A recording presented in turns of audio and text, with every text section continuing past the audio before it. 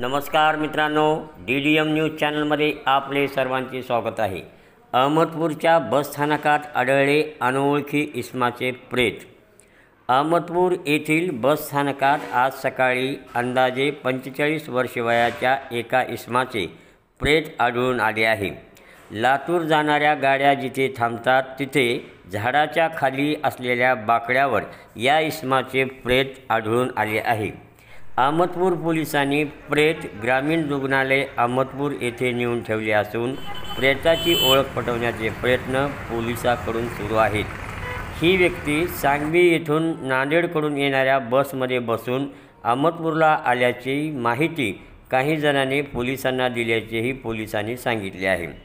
अंगात पांढऱ्या रंगाचे शर्ट ज्याच्यावर काळे ठिपके असलेला शर्ट आहे व पिवळ्या रंगाची शाल त्याच्या अंगावर होती। त्याचा मृत्यू नेमके कशाने झाला, ही व्यक्ती इथे कुठून व अन्य गावाला जाण्यासाठी थांबली असताना त्याचा मृत्यू झाला असावा का, असाही अंदाज वर्तवला जात असून याविषयी कोणाला काही माहिती असल्यास पोलिसांची संपर्क साधण्याचे आवाहन अहमदपूर पोलिसांनी केले आहे।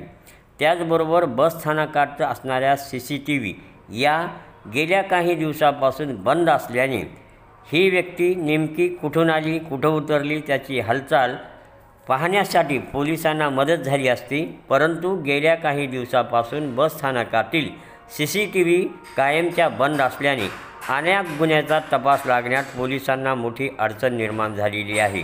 त्यामुळे बसस्थानकातील CCTV कॅमेरेसुद्धा सुरू करावेत अशी मागणी प्रवाशातून केली जात आहे।